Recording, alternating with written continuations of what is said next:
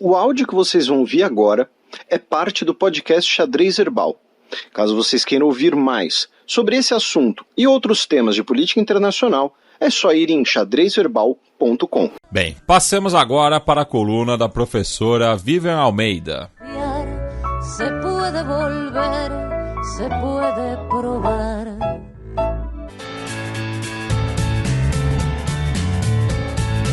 Gambito da Dama. Olá pessoal, espero que estejam todos bem. Hoje é um assunto que, curiosamente, apesar de muitas vezes sermos profetas do caos ou portadores de más notícias, economistas adoram tratar ou adoram achar que sabem tratar, que é felicidade. Já há algum tempo a questão de associar a utilidade, como a gente chama em economia, né, a maiores níveis de bem-estar que derivam de mais consumos, né, consumos de mais bens e serviços, vem sendo contestada pela ideia de que talvez não seja exatamente renda a nossa única fonte de felicidade, a nossa única fonte de prazer, e talvez não sejam bons preditores do nível de desenvolvimento, da sensação de bem-estar dos habitantes de quaisquer localidades. Então, por conta disso, né, novamente, muitos economistas têm se debruçado numa ideia de em que medida a gente pode medir bem-estar, em que medida a gente pode medir felicidade e como que os países acessam felicidade.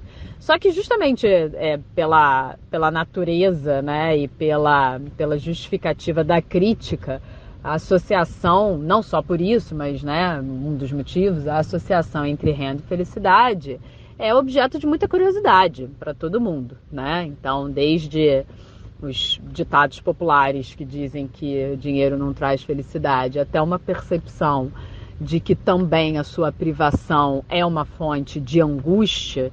E até tem sido muito interessante como que neurociência, psicanálise e aspectos que tratam mais dos sujeitos vêm demonstrando que a privação de alimentação ou a privação de renda, a insegurança alimentar, a insegurança de renda, são sim fontes de abalos tão dramáticos como você está numa guerra e compromete não só o desenvolvimento do país, mas o fato de comprometer o próprio desenvolvimento dos indivíduos é uma espécie de trava ao crescimento e ao desenvolvimento, fora que, pelo aspecto humanitário, ninguém deveria passar fome, ninguém deveria viver numa situação de insegurança.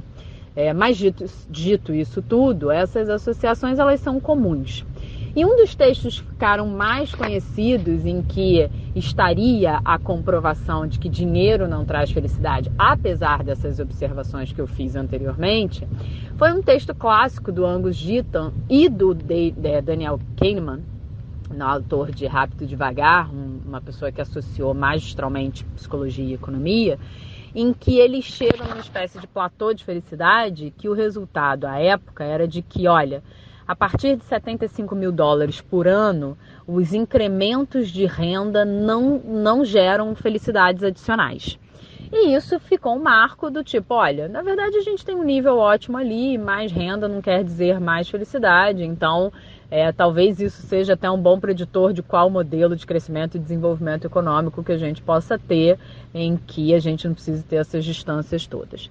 Mas corta a cena, 13 anos depois, muitos acontecimentos no mundo depois, muita mudança em termos de distribuição de renda, em termos de crescimento, em termos de distribuição dos efeitos das crises vividas, crise de 2008, pandemia, guerra da Ucrânia.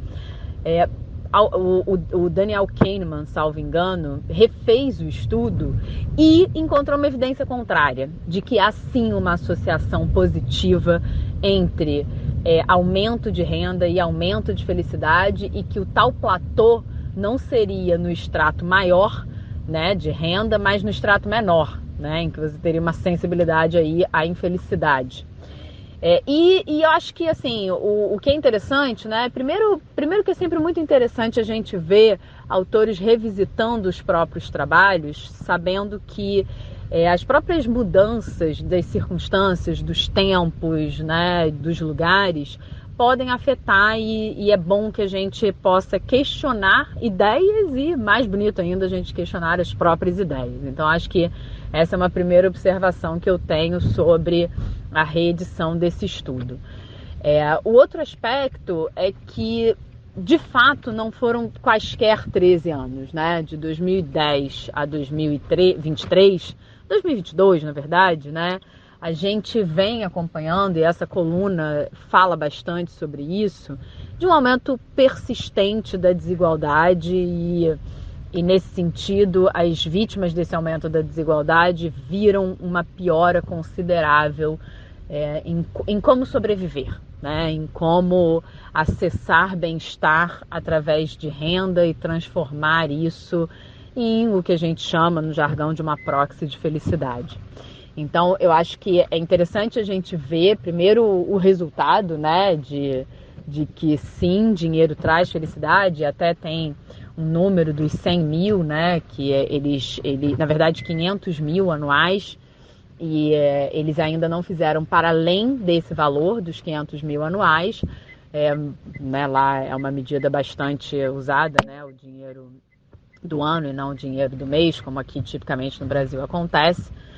Mas, ao mesmo tempo, a despeito de não saberem como que é no extrato hiper superior, né? E eu estou insistindo nesse ponto porque justamente nesses estratos superiores a desigualdade aumentou muito, né? Então, assim, só para fazer um parênteses aqui importante, no próprio Brasil, em que tem-se uma ideia de que a desigualdade caiu, né, na era Lula e parte da era Dilma, ainda que tenha caído, isso é verdade, quando a gente olha para os estratos superiores de renda, amplia a distância entre esses caras e o resto do Brasil.